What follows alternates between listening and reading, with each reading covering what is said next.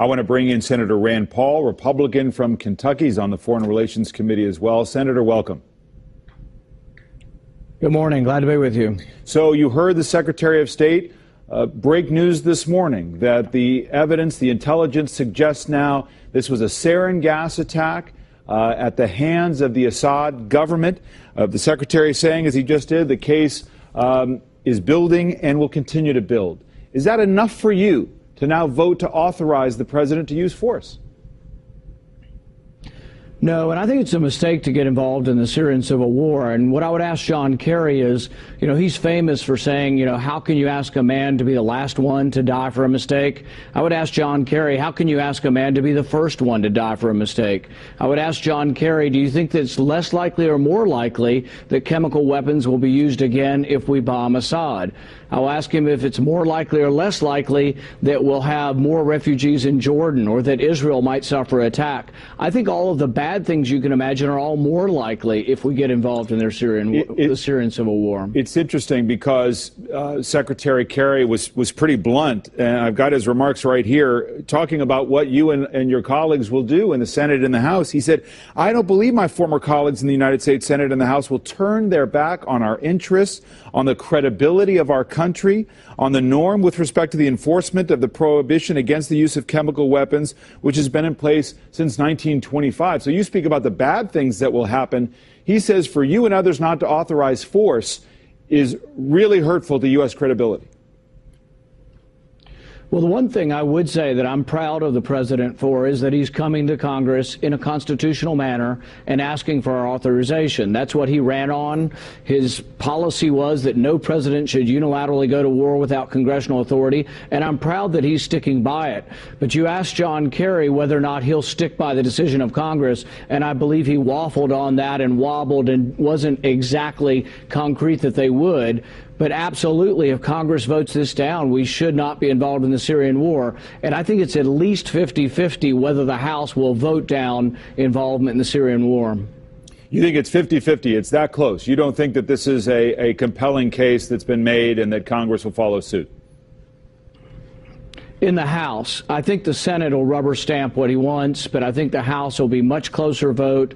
And there are a lot of questions we have to ask. I think it's pretty apparent there was a chemical attack, but we now have to ask, are we going to go after chemical weapons with our bombing? Everything I read says that we're unlikely to bomb chemical sites because of the potential for civilian damage and civilian loss of life. The other question is all of the bad things that are going on. One of the bad things that's going on is hundreds of thousands of people have gone into Jordan as refugees. If we begin a bombing campaign in Syria, I think that accelerates. So it accelerates the misery. If we get involved, people say, well, 100,000 people have died. We must act. Well, if our weapons get involved and we get involved, do you think more people will die or less people? But I think the war may escalate out of control. And then we have to ask ourselves, who is on America's side over there? If the rebels win, will they be American allies?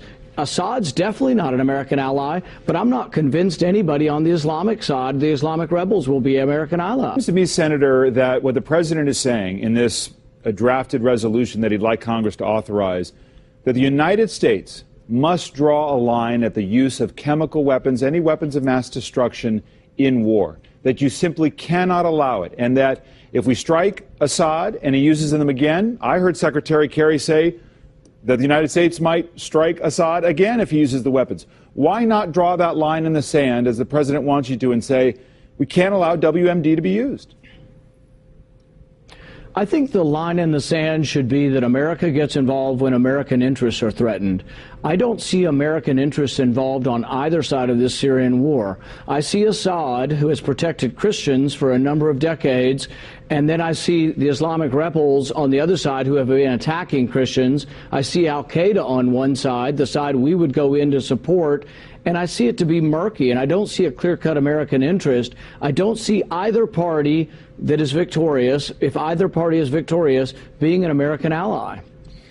You are a United States Senator. You may, at some point, be a candidate for the presidency. How would the United States look if the president says, I have decided to take military action, I want Congress to give me authority, and Congress does not give that authority? I think it would show that he made a grave mistake when he drew a red line. I think a president should be very careful about setting red lines he's not going to keep.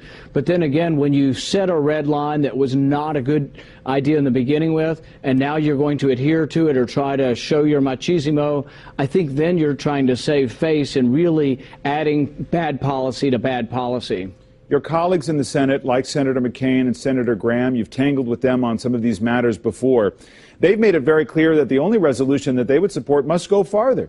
It must essentially really push Assad from power. Secretary Kerry is likening Assad to Saddam Hussein and Adolf Hitler.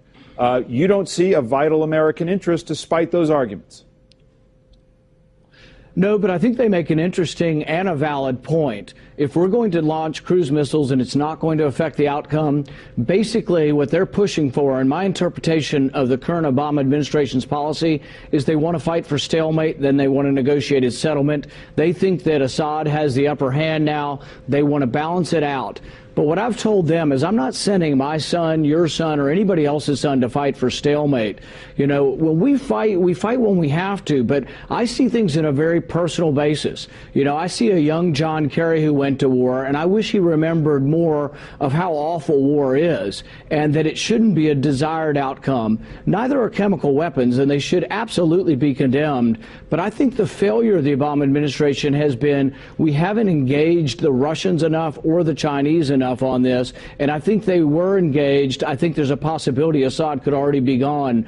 The Russians have every reason to want to keep their influence in Syria, and I think the only way they do is if there's a change in government where Assad is gone, but some of the same people remain stable. That would also be good for the Christians. I think the Islamic rebels winning is a bad idea for the Christians, and all of a sudden we'll have another Islamic state where Christians are persecuted. And so I think really the best outcome for all the major powers would be a peaceful transition in government, and Russia could influence that if they told Assad no more weapons. Senator Paul, we'll leave it there. Thank you for your views this morning.